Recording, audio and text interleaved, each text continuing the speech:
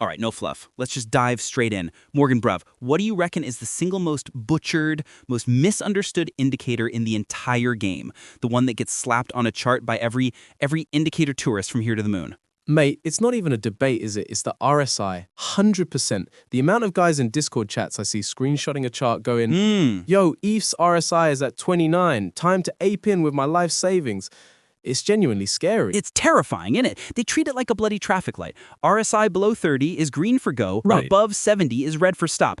And they wonder why they get absolutely run over by the market. That's the first myth we need to just completely smash to bits right now. RSI is not a simple overbought, oversold signal. Look, coming from my boring CFA world of, balance sheets and cash flow, Yeah. that was my first impression of it. A wiggly line goes above a static line at 70, you sell. It goes below 30, you buy. It sounded way too easy, and if a strategy sounds that easy, it's usually a trap designed to take your money. It's the biggest trap in technical analysis. It's chapter 1 of how to get wrecked in 30 days. The reality, especially in a proper trending market like we've seen with NVDA or Bitcoin, is that an RSI of 80 or 90 isn't a sell signal, it's a get the hell out of the way signal.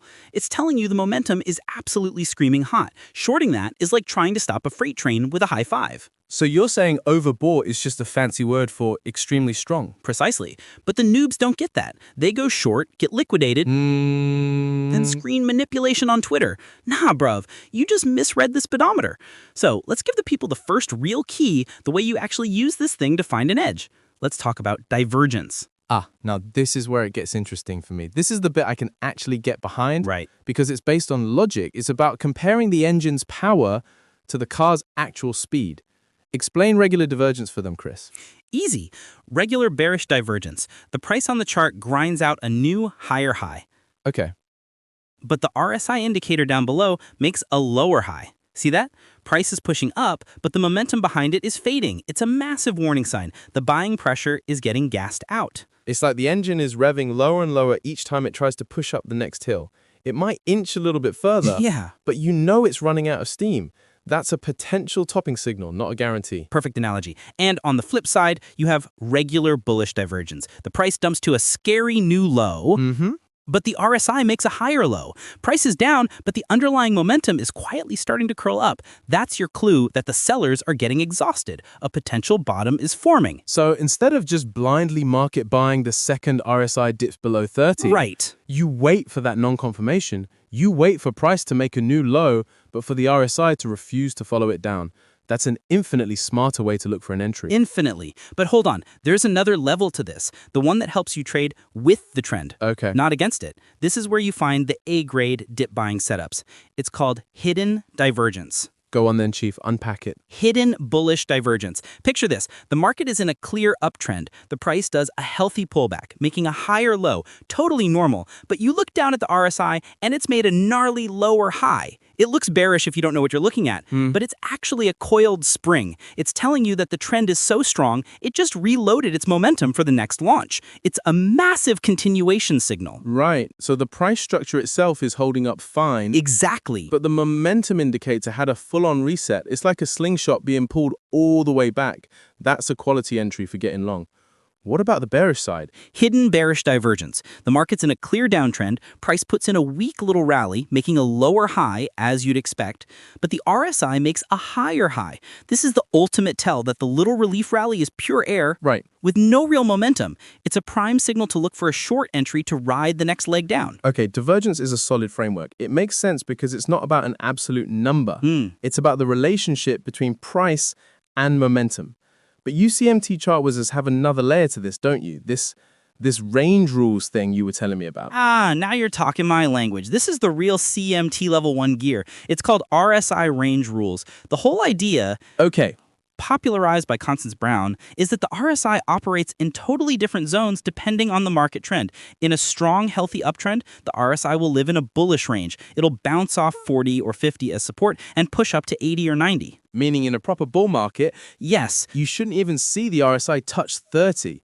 And if it does, that's a red flag that the trend itself is in trouble. exactly. If your favorite altcoin is in a screaming bull run and the daily RSI suddenly tanks to 30, Right. that's not a buy the dip signal. That's a the party might be over signal. In a bull trend, you use the 40-50 zone as your new oversold level for buying dips. And in a downtrend. It's a mirror image. In a nasty bear market, the RSI lives in a bearish range. It bounces off 20 or 30 on the low end and can only rally to about 55 or 65. It doesn't have the strength to even sniff 70. So when the RSI hits 60 in a bear trend, that's your overbought sell signal. So the context, the overarching trend, completely changes how you interpret the indicator's reading. It's not a static, No. one-size-fits-all tool. That's actually a pretty sophisticated and intelligent way to look at It's it. only the way made. And this brings us to one last little pro tip. Customizing the damn thing. Scoffing. Everyone just uses the default 14 period setting from 1978 and calls it a day. Let me guess, Chris, for a ridiculously volatile market like crypto, Yeah. that default setting might be a bit slow on the uptake. You got it. For day trading or scalping crypto, some traders crank the RSI length down to like a 7 or a 9 to make it way more responsive. For long-term stock investing, you might do the opposite. Push it up to 21 or 28 to smooth out all the noise and focus on the major swings. And what about the data it uses? I saw you messing with the source setting, that OHLC4 Yes, thing. this is such a simple but effective tweak. The default RSI just uses the closing price of each candle.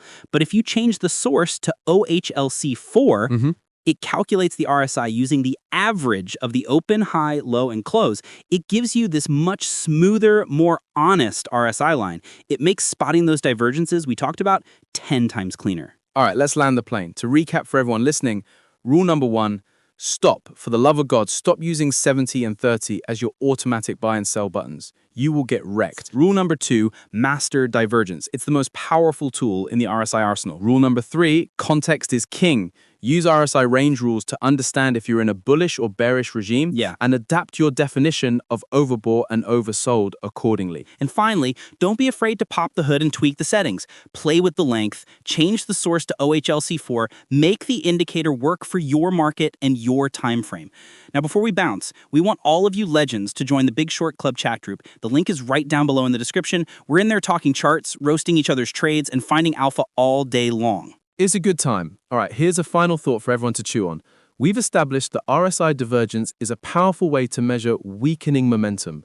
So if you see a massive, undeniable, textbook bearish divergence forming on the weekly chart of your favorite stock or crypto, but the narrative on social media and the hype from influencers is more bullish than ever, which one do you trust?